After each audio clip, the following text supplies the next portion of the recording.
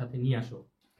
তো গত ক্লাসে আমি কিছু প্রশ্ন দেখেছি এই বিরতির মাঝখানে, যে সেখানে একটা প্রশ্ন ছিল যেটা খুবই ভালো একটা প্রশ্ন, সেটা ছিল কিটোন বডি কি। মতিউর নামে একজন, মতিউর তুমি আমাদেরকে বারবার প্রশ্ন করেছো যে ভাইয়া কিটোন বডি কি। আহ, তো আমি পরিপাক গ্রন্থিতে যাওয়ার আগে এবং পরিপাকের গ্রন্থির পরে স্থূলতা এই টপিকটাতে যাওয়ার আগে আগের ক্লাসের যে প্রশ্নটা, এটা খুব ভালো একটা প্রশ্ন ছিল যে কিটোন বডি কি, এটা নিয়ে কিছু কথাবার্তা বলে নেই।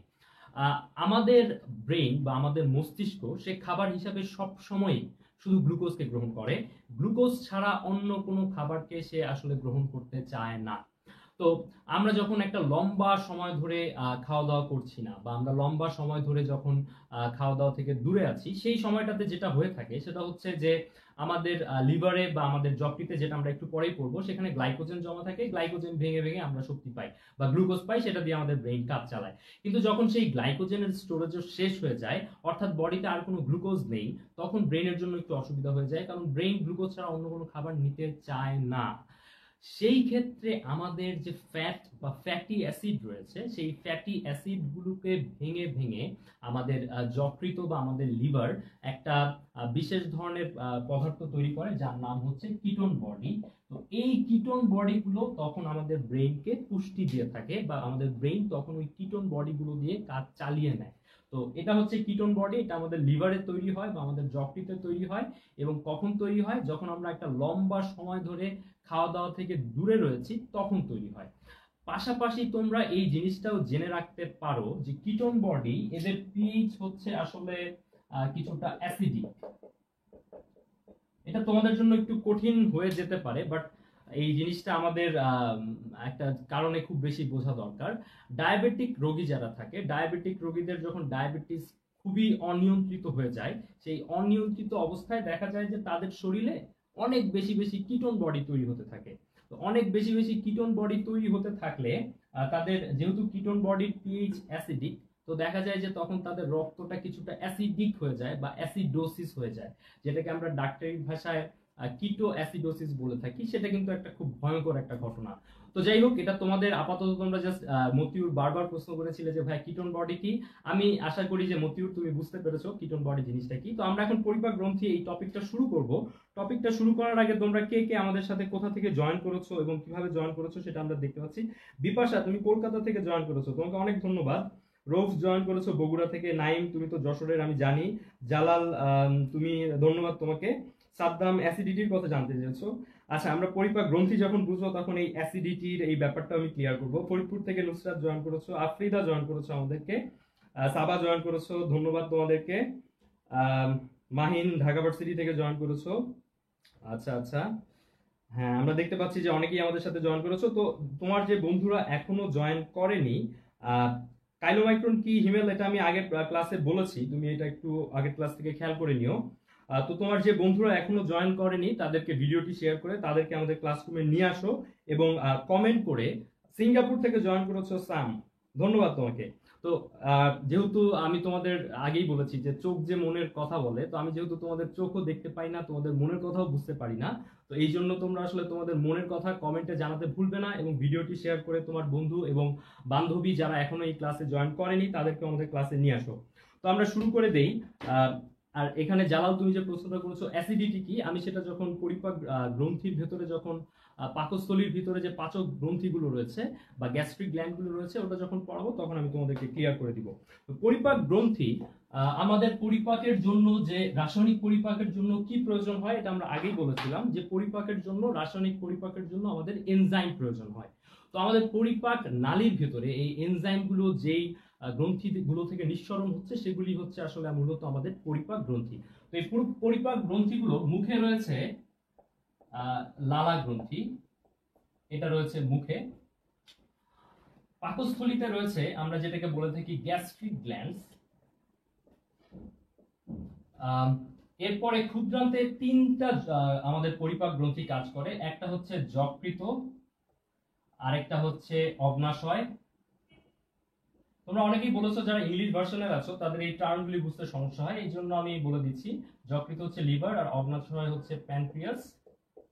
এবং ক্ষুদ্রান্তের নিজস্ব কিছু গ্রন্থি রয়েছে, যেটাকে আমি বলতে পারি আন্ত্রিক গ্রন্থি বা ইন্টেস্টিনাল গ্ল্যান্ড। তাহলে এই 5 ধরনের গ্রন্থি আমাদের পরিপাক হওয়ার জন্য যে পরিপাকের এনজাইমগুলো দরকার ছিল সেই এনজাইমগুলো নিঃসরণ করে। তো আমরা আগের দিন যে ক্লাসটা নিয়েছিলাম যেখানে আমরা রাসায়নিক সমন্বয়ের কথা বলেছিলাম, তো সেখানে আমরা গ্রন্থি জিনিসটা কি এটার সংজ্ঞা কিন্তু আমরা বলেছিলাম। আমি আশা করি এবং আমি বিশ্বাস করি তোমরা সবাই আসলে সেই জিনিসটা মনে রেখেছো। গ্রন্থি বলতে আসলে বোঝায় যে একগুচ্ছ কোষ যারা কোনো কিছুকে নিঃসরণ করতে পারে। সেই নিঃসরণটা নালী দিয়েও হতে পারে, আবার নালী বিহীন ভাবেও হতে পারে। নালী দিয়ে যদি বের হয় তাহলে সেটাকে আমরা বলি বহিঃক্ষরা বা এক্সোক্রাইন, আর নালী ছাড়া যদি বের হয় তাহলে সেটাকে আমরা বলি অন্তঃক্ষরা বা এন্ডোক্রাইন।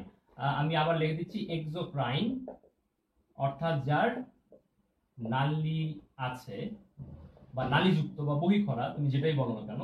আর আরেকটা হচ্ছে এন্ডোক্রাইন যার নালী নেই বা নালীবিহীন বা অন্তঃক্ষরা। তো আমাদের পরিপাকের জন্য এই যে আমরা দেখতে পাচ্ছি যে 5 ধরনের গ্রন্থি রয়েছে, এই 5 ধরনের গ্রন্থির মধ্যে এই গ্যাস্ট্রিক গ্ল্যান্ডস এবং এই ইন্টেস্টিনাল গ্ল্যান্ডস বা আন্ত্রিক গ্রন্থি তারা একটু ব্যতিক্রম। তারা একটু ব্যতিক্রম এই জন্য যে তারা কিন্তু কোনো একক গ্রন্থি নয়। তারা মনে করো এইটা আমাদের পরিপাক, এটা ধরো আমাদের স্টমাক, এটা ধরো আমাদের স্টমাক।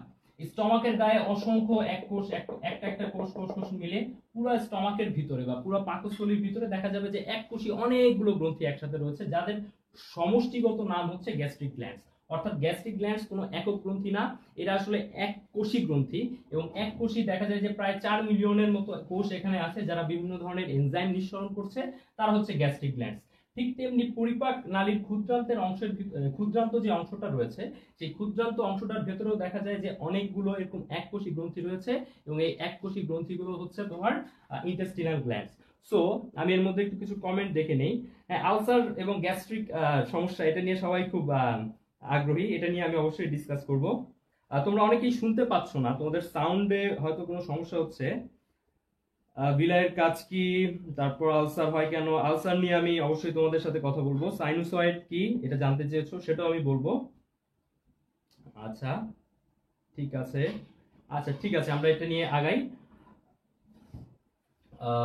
তোমরা কমেন্ট করেছো কে কে সেটা অবশ্য আমি এর মাঝে পড়ে ফেলতে পারি। মোস্তাফিজুর তুমি কমেন্ট করেছো, মাসুদ রানা কমেন্ট করছো, রাজিন, পারভেজ শেখ, মাসুদ রানা, খাইরুল, তানভীর, সানজিদা তোমরা কমেন্ট করেছো, সৌরভ, রাজিন, হ্যাঁ ধন্যবাদ, আশিস বিশ্বাস তুমি কমেন্ট করেছো,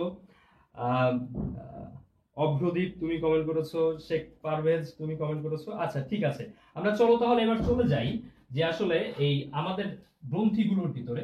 তো আমরা এই বহিঃক্ষরা অন্তঃক্ষরার মধ্যে আমাদের যে পরিপাকের জন্য যে গ্রন্থিগুলো কাজ করে তারা মূলত বহিঃক্ষরা বা পরিপাকের জন্য তাদের মূলত বহিঃক্ষরা অংশটাই বেশি কাজ করে। অগ্নাশয় তার একটা বহিঃক্ষরা অংশ রয়েছে, তার একটা অন্তঃক্ষরা অংশ রয়েছে। তবে আমি প্রথমে যেহেতু আমাদের মুখ থেকেই পরিপাক শুরু হয়, আমরা মুখ থেকেই আস্তে আস্তে শুরু করি। প্রথমে মুখের ভিতরে যে লালা গ্রন্থির কথা বললাম, এই লালা গ্রন্থি রয়েছে 3 জোড়া। একজনের নাম হচ্ছে প্যারোটিড গ্রন্থি, আরেকজনের নাম হচ্ছে সাবম্যান্ডিবুলার এবং আরেকজনের নাম হচ্ছে সাবলিঙ্গুয়াল। তো আমাদের কানের এই পাশে এই যে 3 জোড়া লালা গ্রন্থি রয়েছে তার মধ্যে সবচেয়ে বড় হচ্ছে প্যারোটিড। তো এই প্যারোটিড গ্রন্থিটা হচ্ছে আমাদের যে 3 জোড়া লালা গ্রন্থি রয়েছে তার মধ্যে সবচেয়ে বড় এবং এটা আমাদের কানের পাশে এই জায়গাটাতে অবস্থিত।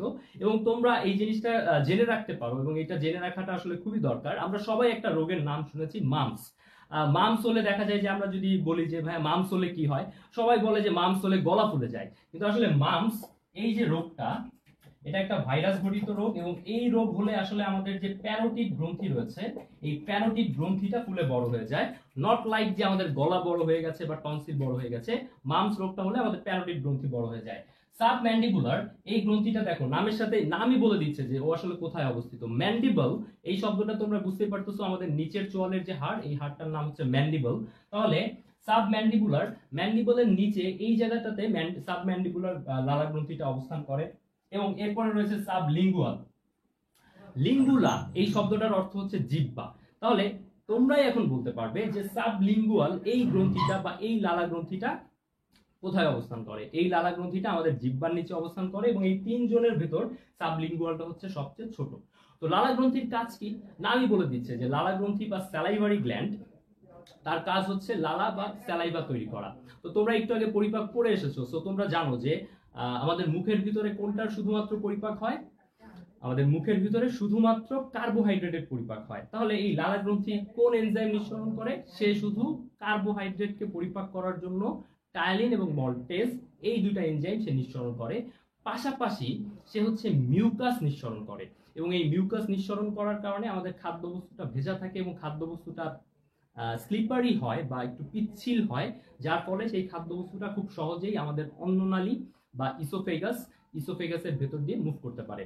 তাহলে আমরা লালা গ্রন্থি সম্পর্কে জানলাম। এবার আমরা জানবো লালা গ্রন্থিতে খাবারটা চলে যায় স্টমাকে বা পাকস্থলিতে, বা মানে খাবারটা লালা গ্রন্থির লালার সাথে মিশ্রিত হয়ে চলে যায় পাকস্থলিতে। পাকস্থলিতে আসলে কোনো সিঙ্গেল কোনো গ্ল্যান্ড নাই, এক কোষী অনেক গ্রন্থি সেখানে কাজ করে। তো এদের মধ্যে একটা কোষের নাম হচ্ছে প্যারাইটাল সেল। এই প্যারাইটাল সেল, ধরো এটা একটা প্যারাইটাল সেল, সে আমি মুছে ফেলি এবং একটু বড় করে আঁকি।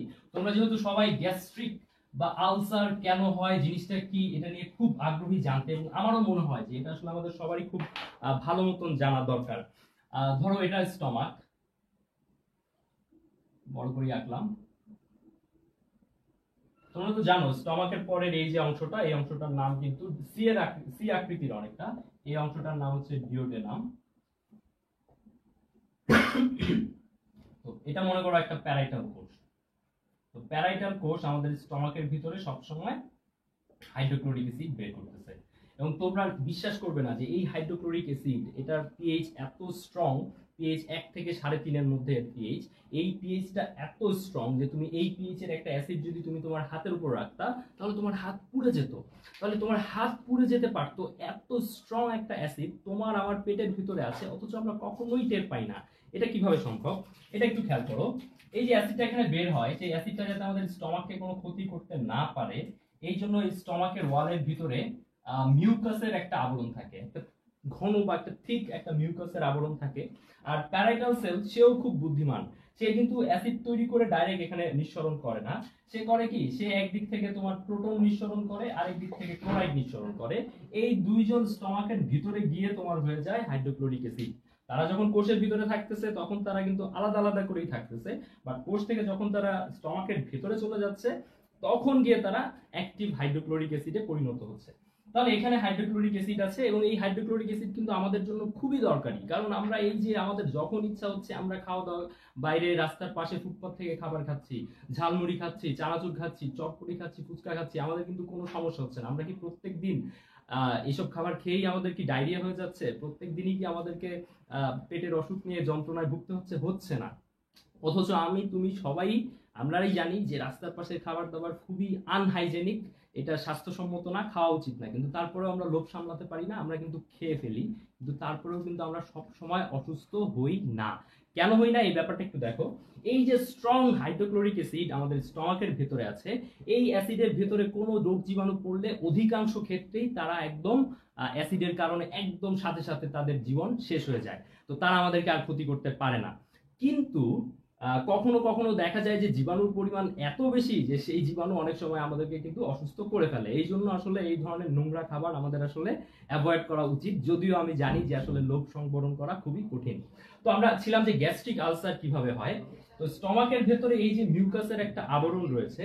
তো তুমি মনে করো খাওয়া দাওয়ায় খুবই অনিয়ম করো, তোমার সকালবেলা দেখা যায় যে তুমি সকালের নাস্তা করো 1টার সময়, দুপুর 1টায়, তুমি দুপুরের খাবার খাওই না, হয়তো খাইলে খাও 5টা 6টা এরকম সময়, মানে তোমার খাবার দাবারের কোনো নিয়ম নীতি নাই, তোমার যখন যা ইচ্ছা তুমি সেভাবেই খাও। তাহলে এই যে অ্যাসিডগুলো এখানে আছে, এই অ্যাসিডগুলি আমাদের মিউকাসকে তো ক্ষয় করতে থাকে, এবং এই অ্যাসিডের পিএইচ যেহেতু অনেক বেশি, এই মিউকাসটা ক্ষয় হতে হতে অ্যাসিডটা যখন তোমার স্টমাকের ওয়ালে কন্টাক্টে যাচ্ছে, ধরো এটা স্টমাকের ওয়াল, এর কন্টাক্টে যখন যাচ্ছে তখন এই অ্যাসিডের কারণে এর মধ্যে কিছু ক্ষত তৈরি হচ্ছে।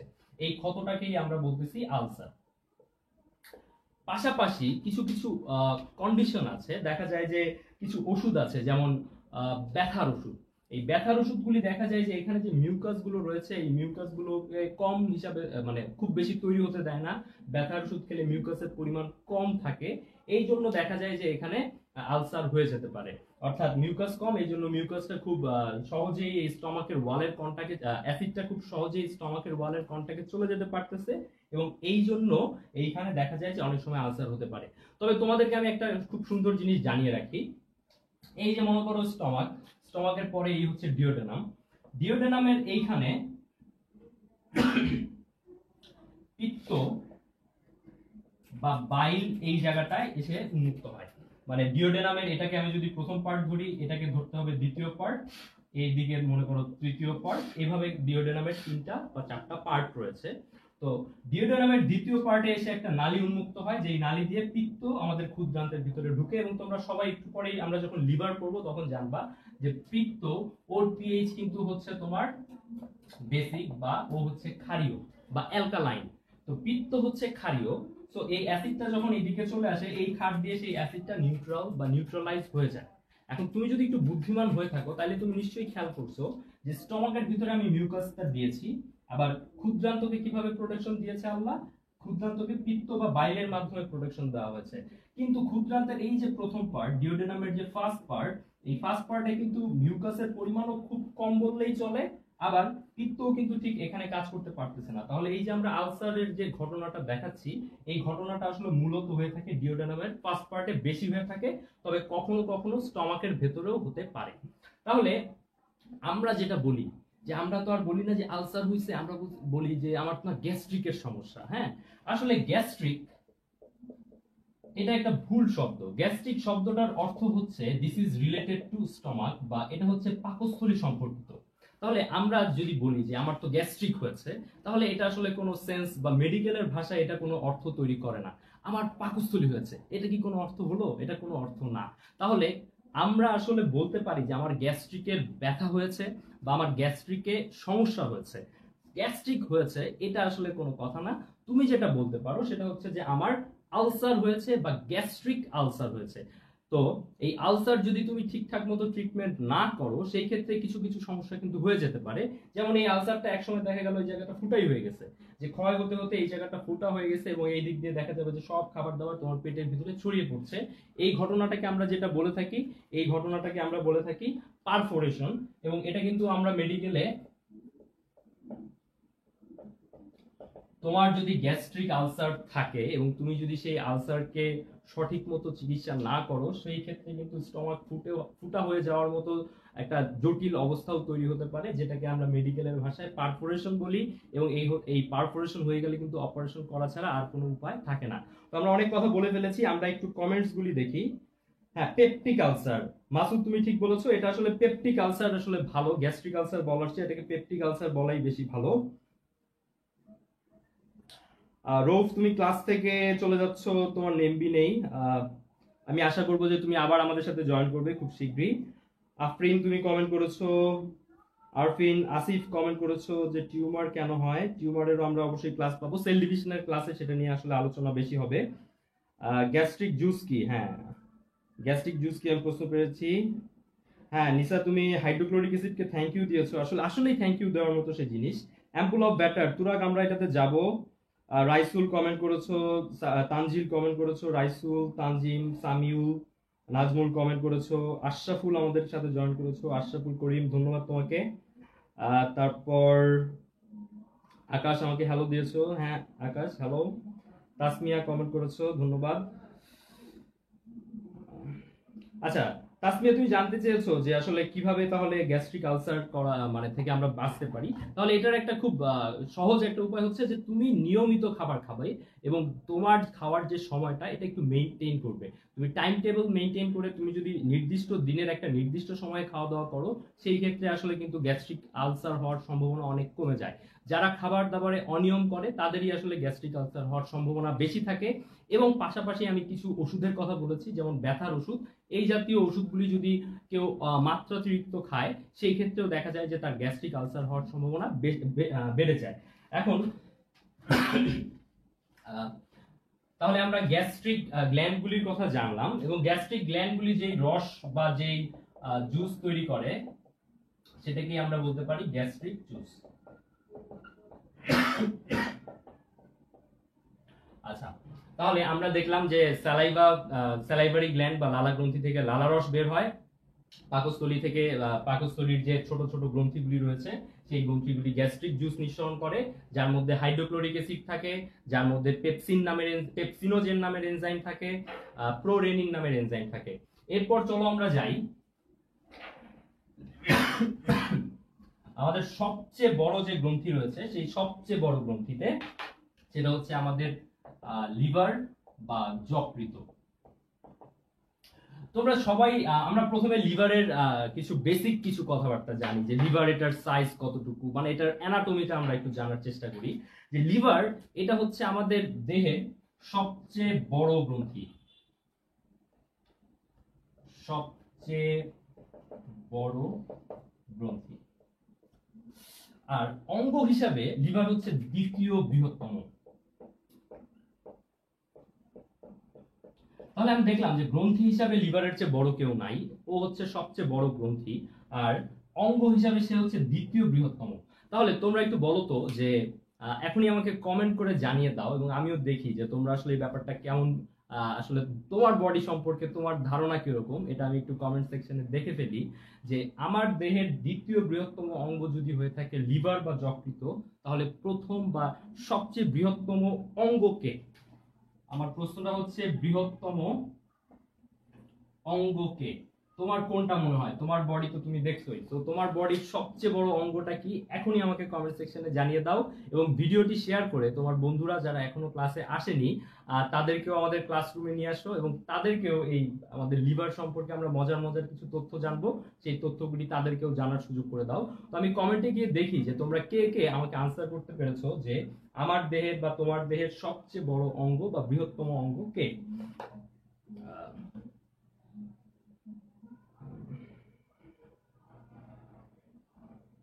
দেখি অনেকেই কমেন্ট করেছো। তন্ময় বলেছো স্কিন, আরফিন, জনি বলেছো স্কিন। হ্যাঁ, তোমাদের নিজের বডি সম্পর্কে তোমাদের ধারণা খুবই ভালো।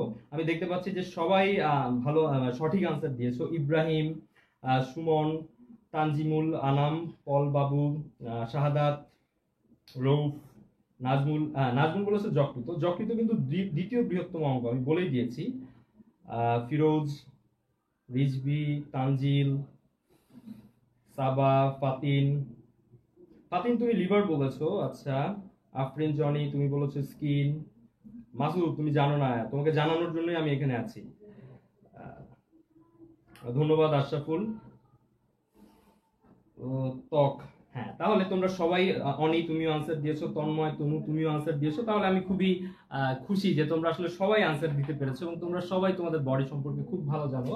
যে বৃহত্তম অঙ্গ এটা হচ্ছে আমাদের স্কিন। আমাদের স্কিন বা ত্বক আমাদের পুরো বডির যেখানেই আসলে আমাদের বডির সম্পূর্ণটাকে আসলে বাইরে থেকে ত্বক আবরণ দিয়ে রেখেছে। তাহলে ত্বক এটা হচ্ছে আমাদের বডির সবচেয়ে বড় অঙ্গ, এবং দ্বিতীয় বৃহত্তম অঙ্গ হচ্ছে আমাদের যকৃৎ বা লিভার। তাহলে এই লিভার, এটা আমি তোমাদেরকে দেখানোর জন্য লিভারের একটা মডেল নিয়ে এসেছি। লিভার সম্পর্কে আমরা আরো কিছু কথাবার্তা জেনে নেই, তারপর আমরা মডেলটা দেখবো। লিভারটা আসলে কোথায় থাকে, এটা আবার আরেকটা প্রশ্ন, যে আমরা যখন জিজ্ঞেস করি ক্লাসে যে লিভারটা কোথায় থাকে, সবাই দেখা যায় যে আমাদের হার্ট বাম পাশে থাকে, আমরা সবাই জানি। তো অনেকেই দেখা যায় যে হার্টের সাথে লিভারকে কনফিউজ করে ফেলে। কারণটা কি? কারণ আমরা সবাই যখন লিভার ব্যাপারটা বলি, তখন দেখা যায় যে আমাদের মনে একটা শব্দ, সাথে সাথে লিভার বা যকৃৎ শোনার সাথে সাথে আমাদের মনে আরো একটা শব্দ চলে আসে, যেটা হচ্ছে কলিজা। তো ওই কলিজার কথাটার কারণে দেখা যায় যে সবাই একবারে বাম পাশে হাত দিয়ে বলে যে আমার বাম পাশেই মনে হয় আমার যকৃৎ বা লিভারটা রয়েছে। কিন্তু এটা কিন্তু একদম ভুল। আমাদের যকৃৎ বা লিভার এটা রয়েছে আমাদের পেটের ডান পাশে। আমাদের পেটের বা উদর গহ্বরের ডান পাশে ডায়াফ্রাম নামের একটা পর্দা রয়েছে, যেটা আমাদের বুক এবং পেটকে আলাদা করছে। সেই ডায়াফ্রামের নিচে উদর গহ্বরের ডান পাশে আমাদের যকৃৎ বা লিভারটা অবস্থিত। তো আমি লিভারের একটা মডেল নিয়ে এসেছি, আমি মনে করি যে তোমরা সবাই হয়তো দেখতে পাচ্ছ। তো এটা হচ্ছে আমাদের লিভার বা যকৃৎ। আসলে এটা একটা মডেল, এটা কোনো জীবন্ত মানুষের লিভার না। তো এই যে লিভার বা যকৃৎটা দেখা যাচ্ছে, ওর যে কালারটা, আমাদের লিভারের কালারও ঠিক এরকমই হয়, এরকম একটু চকলেট কালার, যেটাকে আমি বলতে পারি, এরকম চকলেট কালার হয়। তোমরা একটা জিনিস খেয়াল করছো কিনা, লিভারটা একটু শাইনি দেখায়। তোমরা নিশ্চয়ই যখন এই লিভার বা যকৃতটা পড়বা বা আমরা যখন আরেকটু ডিটেলসে জানবো তখন ডেফিনেটলি বুঝতে পারবা যে আমাদের লিভারটা এরকম শাইনি কেন দেখায়। তো লিভারের কয়টা অংশ দেখতেই পাচ্ছ, এখানে একটা বড় অংশ দেখা যাচ্ছে, মাঝখানে একটা সেপারেশন আছে, আবার এই পাশে আরেকটা ছোট অংশ রয়েছে। তাহলে লিভারের মূলত আসলে এই যে ডান খণ্ড, এই পাশে হচ্ছে বাম খণ্ড। লিভারটাকে যদি আমি পেছন থেকে দেখি তাহলে লিভারের কোয়াড্রেট এবং কডেট, কোয়াড্রেট এবং কডেট নামে আরো দুটো অংশ আসলে লিভারের দেখা যায়। তো লিভারের পেছনে আমি যখন লিভারকে ঘোরালাম, পিছনে এখানে সবুজ রঙের একটা থলির মতো একটা জিনিস দেখা যাচ্ছে। এই যে থলির মতো একটা জিনিস দেখা যাচ্ছে, এর নাম হচ্ছে আসলে পিত্তথলি, বা ইংলিশে যেটাকে আমরা বলে থাকি গল ব্লাডার। তাহলে আমরা দেখলাম যে লিভার এটা একটু চকলেট কালারের, এটা একটু শাইনি, এটাকে সামনে থেকে দুটো অংশে ভাগ করা যাচ্ছে, পেছনে আরো ছোট ছোট দুটো অংশ রয়েছে। তুমি খেয়াল করতে পারো যে এই যে ডান লোব সেই তুলনায় এই পাশে যে কোয়াড্রেট লোব সেটা কতটা ছোট।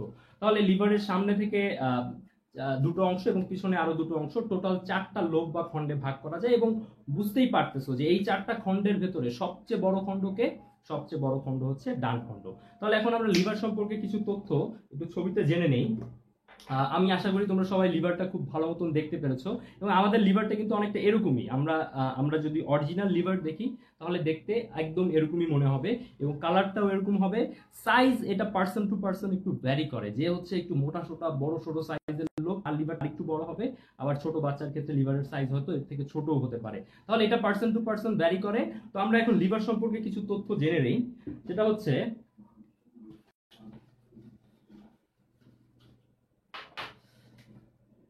এই মনে করো লিভার, এই মনে করো লিভারের দুটো খণ্ড। তাহলে এই যে লিভারকে ডান এবং বাম খণ্ডে যে পর্দাটা আলাদা করেছে সেই পর্দাটার নাম হচ্ছে ফ্যালসিফর্ম লিগামেন্ট। তাহলে লিভারকে ডান এবং বাম খণ্ডে আলাদা করে যে পর্দাটা তার নাম হচ্ছে ফ্যালসিফর্ম লিগামেন্ট।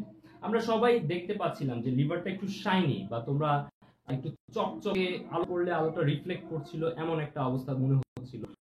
লিভারের নিশ্চয়ই একটা আবরণ বা একটা পর্দা রয়েছে, যে পর্দাটার কারণে লিভারকে একটু শাইনি মনে হয়। তো সেই পর্দাটার নাম হচ্ছে গ্লিসন্স ক্যাপসুল। তাহলে আমরা জানতে পারলাম যে লিভারের যে ডান এবং বাম খণ্ডে সেপারেটকারী যে লিগামেন্ট তার নাম হচ্ছে ফ্যালসিফর্ম লিগামেন্ট, এবং লিভারটাকে শাইনি দেখায় যে আবরণের জন্য যেটার নাম হচ্ছে গ্লিসন্স ক্যাপসুল। এখন লিভারের অনেকগুলো কাজ রয়েছে, আমরা মূলত লিভারের পরিপাকের সাথে সম্পর্কিত যে কাজগুলো রয়েছে সেগুলি নিয়ে একটু ডিটেলসে যাব। লিভারের পরিপাক নিয়ে যে কাজটা রয়েছে সেটা আমরা একটু আগে জেনেছি, যে লিভার পরিপাকের জন্য লিভার একটা জিনিস তৈরি করে যেটার নাম হচ্ছে পিত্ত, বা যেটাকে আমরা ইংলিশে বলতে পারি বাইল। তাহলে এই যে পিত্ত বা বাইল সে আসলে কিভাবে লিভার থেকে বের হয় এই জিনিসটা একটু বোঝা প্রয়োজন। তোমরা একজন, আমি নামটা ভুলে গেছি, তুমি কমেন্ট করেছিলে যে অ্যাম্পুল অফ ব্যাটার কি, সেই অ্যাম্পুল অফ ব্যাটার জিনিসটাই আসলে আমরা এখন বুঝবো, সাথে সাথে আমরা আরো কয়েকটা জিনিস বুঝবো। লিভারের কাজ হচ্ছে পিত্ত তৈরি করা বা বাইল তৈরি করা। তো ডান পাশের যে লোকটা আছে সেখান থেকে পিত্ত বা বাইল যে নালী দিয়ে বের হয় তার নাম কি হবে? তার নাম হচ্ছে ডান যকৃত নালী, বা আমি যদি ইংলিশে দেখি তাহলে হচ্ছে আর কি দিয়ে আমি রাইট বুঝালাম, রাইট হেপাটিক ডাক্ট। একটা জিনিস মনে রাখবে, হেপাটিক এই ওয়ার্ডটা হচ্ছে লিভারের সাথে সম্পর্কিত। হেপাটিক মানে হচ্ছে বোঝাচ্ছে যে এটা হচ্ছে অ্যাবাউট সামথিং অ্যাবাউট লিভার। তাহলে হেপাটাইটিস এটা কার প্রদাহ? হেপাটাইটিস মানে হচ্ছে লিভারের প্রদাহ। হেপাটিক আর্টারি, এই আর্টারিটা কোথায় ব্লাড সাপ্লাই দেয়?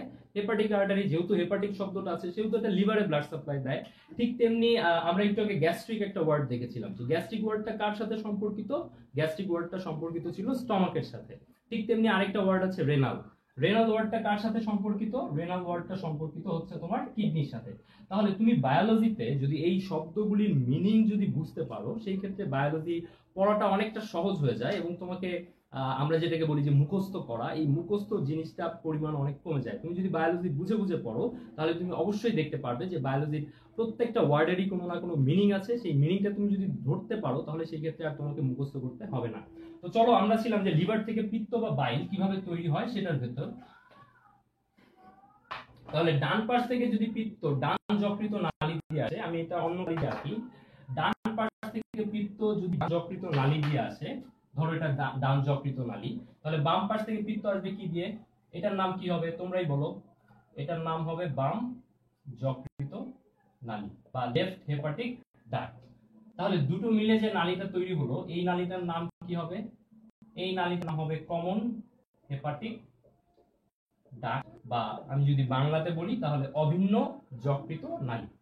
আচ্ছা, আমরা যখন লিভারের ডামিটা দেখছি তখন আমরা দেখেছিলাম যে এই পিছনের দিকে একটা থলি থাকে, এই থলিটার নাম ছিল পিত্তথলি বা গল।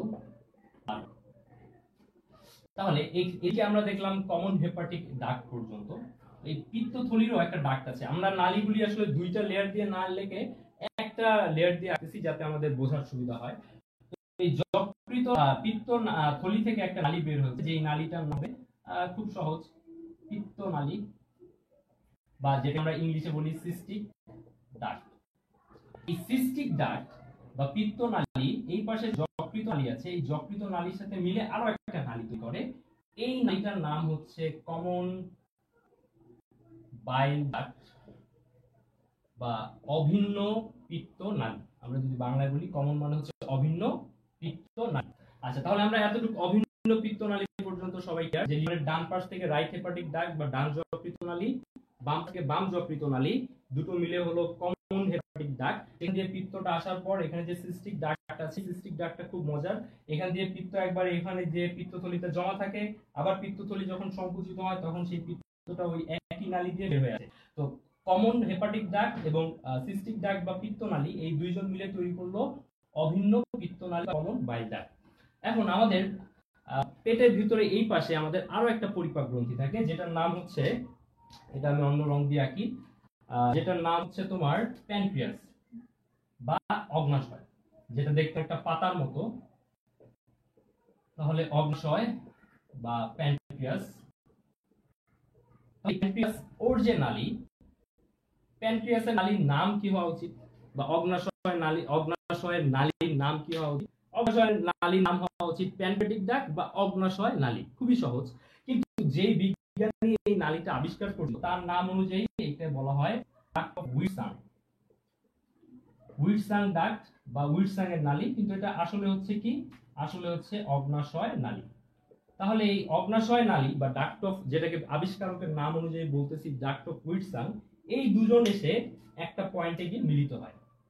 তো ওরা যেই পয়েন্টটাতে মিলিত হয় সেই পয়েন্টটা একটু ফোলা থাকে, যেটার নাম হচ্ছে অ্যাম্পুলা অফ ভ্যাটার।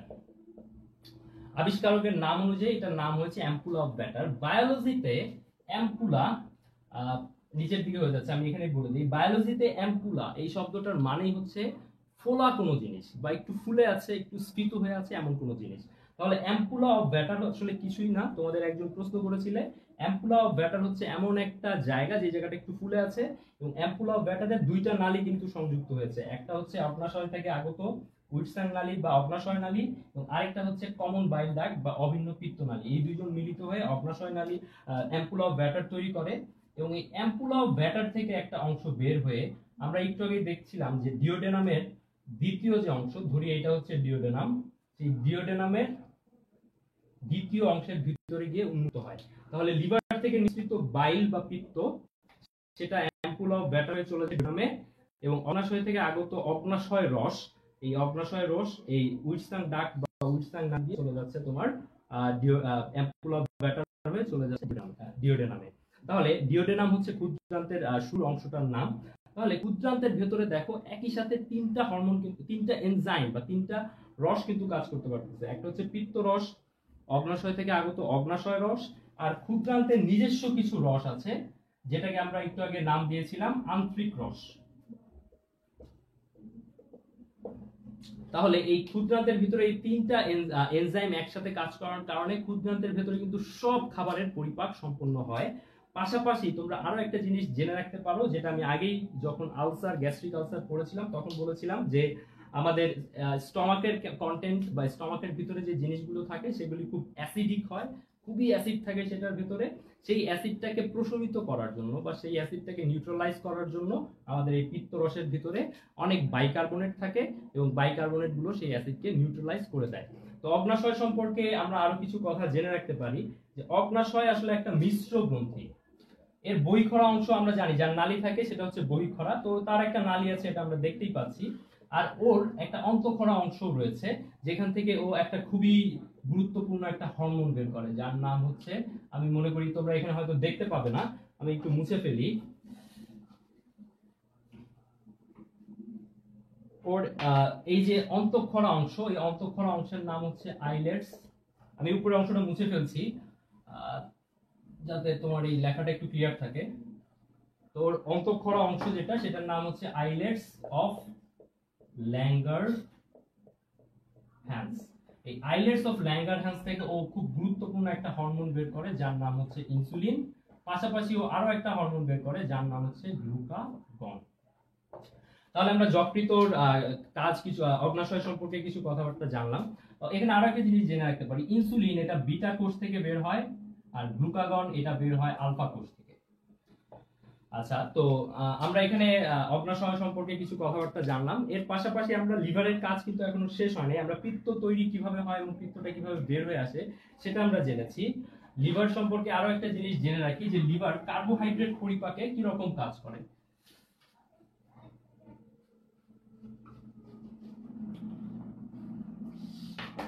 কার্বোহাইড্রেট পরিপাক না, অ্যাকচুয়ালি কার্বোহাইড্রেট বিপাকে, কার্বোহাইড্রেট বিপাক। তোমরা বিপাকের প্রশ্ন করেছিলে, যে বিপাক বলতে আসলে যত ধরনের বিক্রিয়া চলে সেগুলিকে বোঝায়, আমরা তখন বলে দিয়েছিলাম।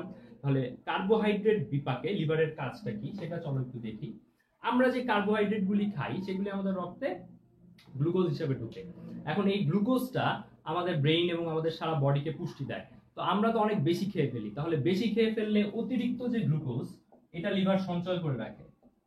অতিরিক্ত গ্লুকোজ এটা লিভার সঞ্চয় যে করে, সে সঞ্চয় করে গ্লুকোজ হিসাবে নয়, গ্লাইকোজেন হিসাবে। তাহলে এই যে অতিরিক্ত গ্লুকোজকে সে গ্লাইকোজেনে কনভার্ট করলো, এই বিক্রিয়াটার নাম হচ্ছে গ্লাইকোজেনেসিস। গ্লাইকোজেনেসিস মানে হচ্ছে গ্লাইকোজেন তৈরি হওয়া। আবার আমরা যখন মনে করো অনেকক্ষণ লম্বা সময় ধরে খাওয়া দাওয়া করছি না, তখন এই লিভারের গ্লাইকোজেন ভেঙে ভেঙে আমাদের শরীরকে গ্লুকোজ সাপ্লাই দিবে। তাহলে এই যে গ্লাইকোজেন, এটা ভেঙে গ্লুকোজ হওয়া, অর্থাৎ এই প্রক্রিয়ার অপোজিট যে প্রক্রিয়াটা, সেটা যখন হবে সেটাকে আমরা বলি গ্লাইকোজেনোলাইসিস। মনে রাখবে, লাইসিস শব্দটার অর্থ ভেঙে যাওয়া, আর জেনেসিস শব্দটার অর্থ হচ্ছে তৈরি হওয়া। এখন দেখো, মনে করো আমি অনেকক্ষণ লম্বা সময় ধরে খাচ্ছি না, তখন আমার গ্লাইকোজেন একটা সময় ভাঙতে ভাঙতে গ্লাইকোজেনও শেষ হয়ে গেছে। আমার ব্রেইন তো গ্লুকোজ ছাড়া চলতে পারবে না, সে কিটোন বডি নেয় বাট সেটা অনেক পরে নেয়। তো ব্রেইন তো গ্লুকোজ ছাড়া চলতে পারবে না। তো ব্রেইন যাতে ঠিক মতো কাজ করে, এই জন্য লিভার তখন আরেকটা কাজ করে। সেই কাজটা হচ্ছে সে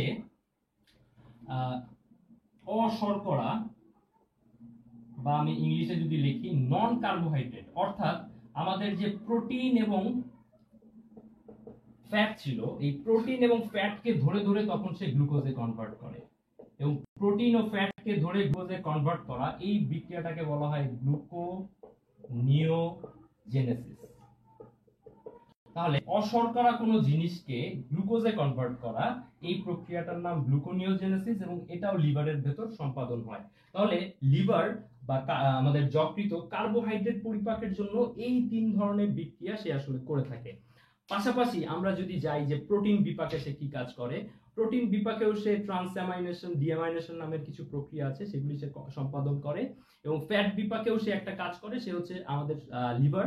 লিভারের আরেকটা নাম হচ্ছে সঞ্চয় ঘর, সঞ্চয় ঘর বা স্টোর হাউস। সো লিভার আসলে যত কার্বোহাইড্রেট বলো, প্রোটিন বলো, ফ্যাট বলো, সবকিছু সে সঞ্চয় করে রাখতে চায়। ভিটামিন এবং খনিজ সে এটা লিভারের ভিতরে সঞ্চয় হয়ে থাকে। আমাদের বডির প্রয়োজনীয় যা যা রয়েছে তা সবকিছু লিভারের ভিতর সঞ্চয় হয়ে থাকে। তো আমরা লিভার সম্পর্কে কিছু কথাবার্তা জানলাম। এখন পাশাপাশি আমরা আরো একটা জিনিস জানি, যে আমরা যারা খাওয়া দাওয়া করি, খাওয়া দাওয়ার সময় দেখবা যে যারা ডায়েট করে বা যারা হচ্ছে একটু শুকনো হতে চায়, তারা কিন্তু দেখবা যে এই ফ্যাট তো খাই না, সাথে ওরা আরো একটা জিনিস খুব অ্যাভয়েড করার চেষ্টা করে, সেটা হচ্ছে কার্বোহাইড্রেট। দেখবা যারা ভাত একদম মেপে মেপে খাচ্ছে, ভাত খাচ্ছে না, ভাতের বদলে রুটি খাচ্ছে। এর কারণটা কি? মানে মোটা হওয়া আমরা বুঝতে পারতেছি যে এখানে চর্বি জমতেছে, বাট কার্বোহাইড্রেট কেন তারা আসলে অ্যাভয়েড করতে চায়, সেটা একটু লিভারের কাজটা যদি একটু বুঝো তাহলে এটা বুঝতে পারবা। তো লিভার অতিরিক্ত গ্লুকোজকে সে গ্লাইকোজেনে কনভার্ট করতেছে, খুব ভালো কথা। কিন্তু লিভারের গ্লাইকোজেন স্টোর করার একটা লিমিট আছে। লিভার হচ্ছে তোমার সে 100 গ্রামের মতো গ্লাইকোজেন জমা করতে পারে। এটা কিন্তু আসলে খুব যে বেশি পরিমাণ তা কিন্তু না, মাত্র 100 গ্রাম গ্লাইকোজেন সে জমা করতে পারে। তো আমরা যখন খাই, আমরা তো খেতেই থাকি খেতেই থাকি খেতেই থাকি। তো আমরা যখন খেতে থাকি তখন দেখা যায় যে এই গ্লাইকোজেন যে 100 গ্রাম এটা হয়ে গেছে। তাহলে এই 100 গ্রামের পরেও যে কার্বোহাইড্রেট বা পরেও যে গ্লুকোজটা আমরা খাচ্ছি, লিভার তখন এই গ্লুকোজটাকে কি করবে? লিভার তখন এই গ্লুকোজটাকে সে হচ্ছে কনভার্ট করে ফ্যাটে। তাহলে তুমি যদি অতিরিক্ত ভাত খাও, তুমি যদি অতিরিক্ত কার্বোহাইড্রেট খাও, কোল্ড ড্রিঙ্কস খাও, বা অতিরিক্ত চিনি আছে এমন কোনো খাবার খাও, তাহলে লিভার দেখা যাবে যে গ্লাইকোজেন হয়ে গেছে, গ্লাইকোজেন আর রাখার জায়গা নাই। তখন লিভার ওই কার্বোহাইড্রেটটাকে, তুমি খেলা কার্বোহাইড্রেট, কিন্তু লিভার এটাকে কনভার্ট করে দিল ফ্যাটে, এবং দেখা যাবে যে তোমার বডিতে ফ্যাট জমতে জমতে তুমি স্থূল হয়ে গেছো। সো আমরা এই জিনিসটা জানতে পারলাম, এবং লিভারের কারণেই আসলে কার্বোহাইড্রেটগুলি ফ্যাটে কনভার্ট হয়।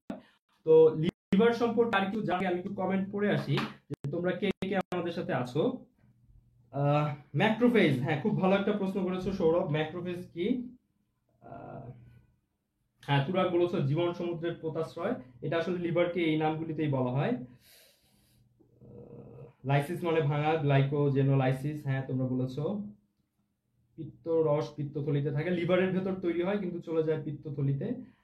অনন্যা আমাদের সাথে জয়েন করেছো, থ্যাংক ইউ অনন্যা। অনেকের নেটের সমস্যা হচ্ছে সম্ভবত।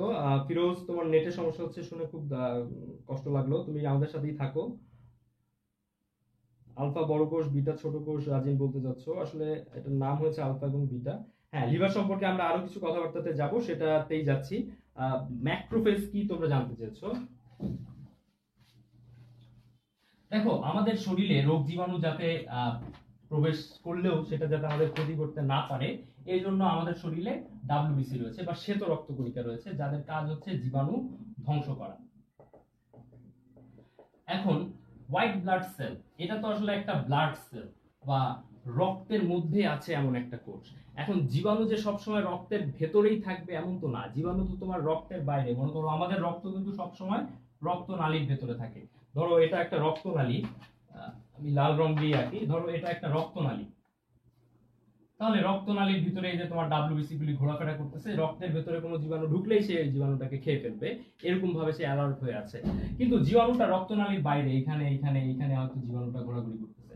তো এইখানে রক্তনালীর বাইরে যদি কোনো জীবাণু থাকে, তো রক্ত থেকে ওই ডাব্লিউবিসি গুলি বের হয়ে হয়ে ওই জীবাণুটাকে খেয়ে ফেলে।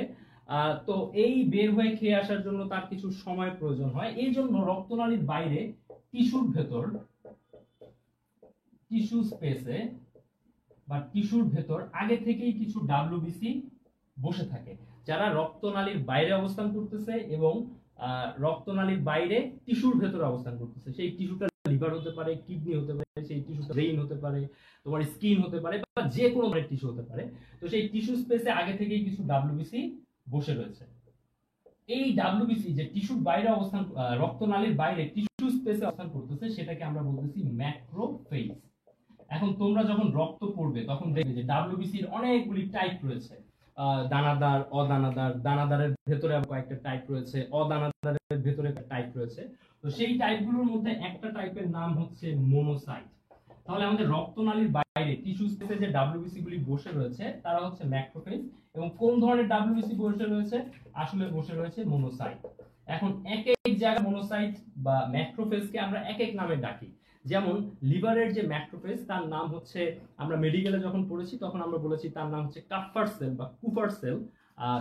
কিডনিতে আবার এরকম রয়েছে, স্কিনে রয়েছে, ব্রেইনের যে ম্যাক্রোফেজ সেটা আমরা গতদিন ব্রেইনের যে নিউরোগ্লিয়া পড়েছিলাম, সেই নিউরোগ্লিয়ার মধ্যে একটা নিউরোগ্লিয়ার নাম হচ্ছে মাইক্রোগ্লিয়া।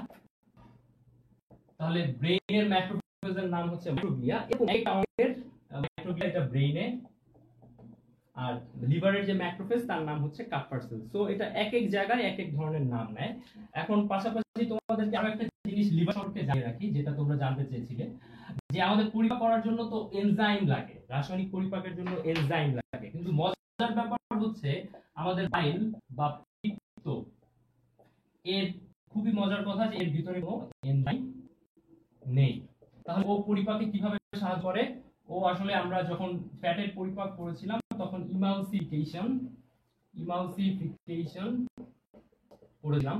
তো পিত্ত হচ্ছে আমাদেরকে ইমালসিফিকেশনে হেল্প করে এবং ইমালসিফিকেশনে হেল্প করার মাধ্যমে সে পরিপাকে সাহায্য করে। এটা হচ্ছে নাম্বার 1। আর নাম্বার 2 হচ্ছে যে সে হচ্ছে আমাদের যে অ্যাসিড হাইড্রোক্লোরিক অ্যাসিডকে নিউট্রাল করে দিয়ে আমাদের পরিপাকে সে সাহায্য করে। তাহলে পরিপাক সম্পর্কে লিভার সম্পর্কে কি কথা জানলাম। এবার চলো আমরা যাই খুব মজার একটা টপিক, সেটা হচ্ছে আমার মনে হয় যে এই টপিকটা তোমাদের সবারই খুব ভালো মতন জানা দরকার এবং তোমার বন্ধুরা যারা এখনো ক্লাসে আসেনি তাদেরকেও শেয়ার করে এই বিষয়টা জানিয়ে দেওয়া দরকার। সেটা হচ্ছে খুবই ইন্টারেস্টিং একটা টপিক, স্থূলতা। আমরা সবাই মোটা হয়ে যাচ্ছি, এই মোটা হয়ে যাওয়া নিয়ে আমরা খুব চিন্তিত এবং এই মোটা হয়ে যাওয়ার ব্যাপারটা নিয়েই আমরা এখন পড়বো, স্থূলতা। এবং এই স্থূলতার ব্যাপারটা আসলে আমরা সবাই এখন জানবো। সিনহা বলছো নেটে প্রবলেম, ইব্রাহিম জানাচ্ছো যে হোয়াইট ব্লাড কর্পাসেল বা হোয়াইট ব্লাড সেল। হ্যাঁ, আচ্ছা পারভেজ আরেকটা প্রশ্ন করেছো যে অ্যাপেন্ডিক্স কি। অ্যাপেন্ডিক্স হচ্ছে আমাদের পরিপাক নালীর যে ক্ষুদ্রান্ত তার পরের অংশটাই হচ্ছে বৃহদান্ত। তো বৃহদান্তের শুরুতেই একটা থলির মতো অংশ আছে যার নাম হচ্ছে সিকাম। এই সিকামের নিচের দিকে আঙুলের মতো একটা অংশ ঝুলানো থাকে যেটার নাম হচ্ছে অ্যাপেন্ডিক্স। তো এই অ্যাপেন্ডিক্সের আমাদের বডিতে আসলে কোনো কাজ, ওই রকম কোনো কাজ নেই। সে আসলে কিছু কাজ করতে পারে, তার ভিতরে কিছু লিম্ফয়েড বলে আমরা একটা জিনিস বলি মেডিকেলের ভাষায়, সেই জিনিসটা থাকে, বাট ওটা তোমাদের জন্য অতটা গুরুত্বপূর্ণ, মানে সে আসলে কোনো কাজ করে না বললেই চলে। এখন যে কাজ করে না সাধারণত সেই দেখা যায় যে গিয়ে যত সব অকাজ করে। আমরা বলি না যে অলস মস্তিষ্ক শয়তানের কারখানা, ঠিক তেমনি অ্যাপেন্ডিক্সের কোনো কাজ নেই। তাহলে যার কাজ নেই তার আছে অকাজ।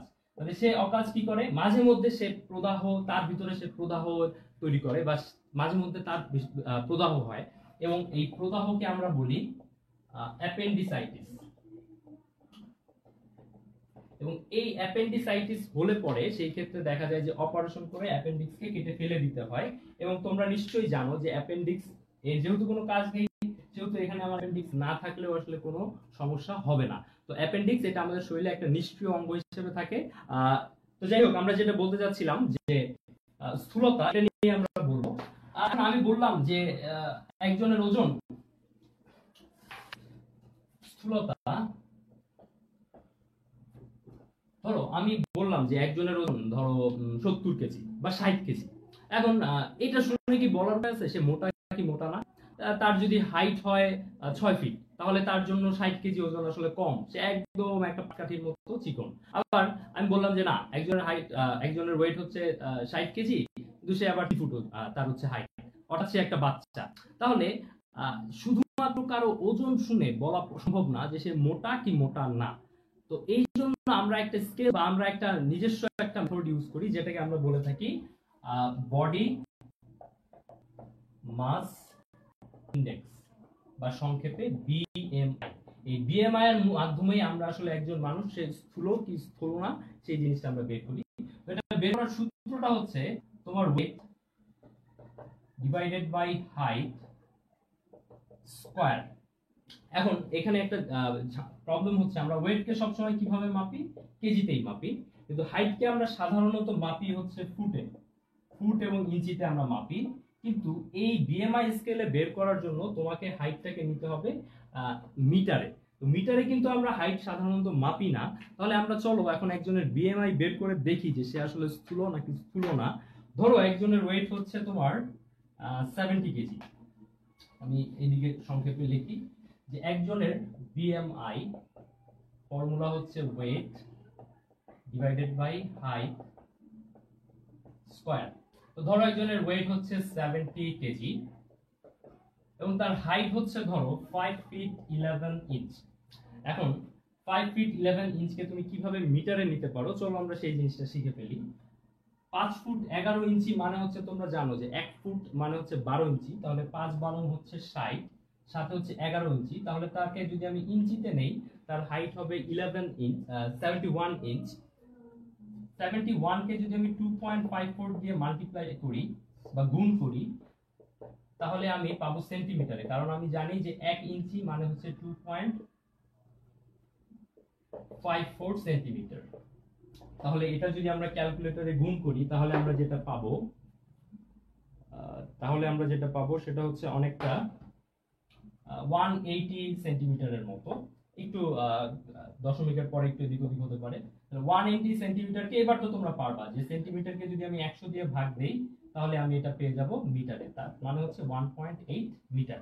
তাহলে আমরা ইঞ্চ ফুটকে কিভাবে আস্তে আস্তে মিটারে নেওয়া যায় সেই জিনিসটা আমরা শিখলাম, যদিও আসলে ক্যালকুলেটরে ডাইরেক্ট কনভার্ট করে নেওয়া যায়, তারপর আমরা স্টেপ বাই স্টেপ সবকিছু দেখলাম। তাহলে এখন যদি আমি তার বিএমআই বের করি তাহলে এখানে 1.8 স্কয়ার দিয়ে তাকে ভাগ দিতে হবে, এবং ভাগ দিলে আমরা হয়তো পাবো যেটা সেটা হচ্ছে 20 পয়েন্ট, আমরা করে ফেলি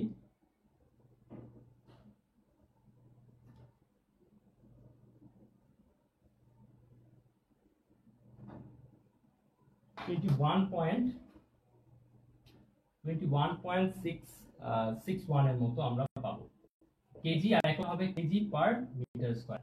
এখন এই যে 24.61 পেলাম, একজনের বিএমআই যদি 18.5 থেকে 24.9 কেজি পার মিটার স্কয়ারের ভেতরে থাকে তাহলে আমরা বলতে পারবো যে তার ওয়েট আমাদের নরমাল রেঞ্জের ভিতরে আছে। যদি কারো 25 এর উপরে চলে যায় তখন আমরা তাকে বলবো তার ওভার ওয়েট বা তার ওয়েট একটু বেশি। যদি 25 থেকে 30 এর উপরে যদি চলে যায় তখন আমরা বলবো যে সে আসলে ওবেস বা সে আসলে মোটা। আর যদি 35 এর উপরে চলে যায় তাহলে বলবো যে ভাই আপনি অনেক বেশি মোটা, আপনি তাড়াতাড়ি ওজন কমান। ওয়েট যদি কারো বেশি থাকে সেই ক্ষেত্রে তার হার্ট অ্যাটাক, স্ট্রোক, ডায়াবেটিস এবং আরো আরো এই জাতীয় থাইরয়েড গ্ল্যান্ডের সমস্যা বা এইরকম আরো আরো অনেক ধরনের সমস্যা হতে পারে। তো ওয়েট আসলে নর্মাল রেঞ্জের ভেতরে রাখাটা খুবই দরকারি। ওয়েট বাড়ার জন্য জেনেটিক কিছু কারণ যেমন দায়ী, তার থেকেও অনেক বেশিভাবে দায়ী আমাদের লাইফস্টাইল। আমরা দেখা যায় যে এখন পরিশ্রম করতে চাই না, শুধু খাওয়া দাওয়া করতে চাই, খাই আর দেখা যায় যে শুয়ে বসে দিন কাটাই। তো এই শুয়ে বসে দিন কাটানো থেকে আমাদের বের হয়ে আসতে হবে। আমরা যেই পরিমাণ খাবো সেটা আসলে আমাদেরকে বিভিন্ন ধরনের শারীরিক পরিশ্রম, খেলাধুলা এগুলির মাধ্যমে আসলে সেই খাবারটাকে বার্ন আউট করতে হবে, না হলে কিন্তু আমরা ওবেজ হয়ে যাব। এবং ওবেজদের কিন্তু আসলে সব ধরনের শারীরিক যে রোগ রয়েছে, ডায়াবেটিস, হাইপারটেনশন মানে উচ্চ রক্তচাপ, এই জিনিসগুলির সমস্যা আসলে তাদের বেশি হওয়ার সম্ভাবনা থাকে, এবং এটা কিন্তু খুবই দুঃখজনক। তাহলে আমরা জানলাম যে ওবেসিটি কি এবং কিভাবে এই ওবেসিটি থেকে আসলে রক্ষা পাওয়া যায়। এটা হচ্ছে খাওয়া দাওয়া নিয়ন্ত্রণ করতে হবে, শারীরিক পরিশ্রম বেশি করতে হবে।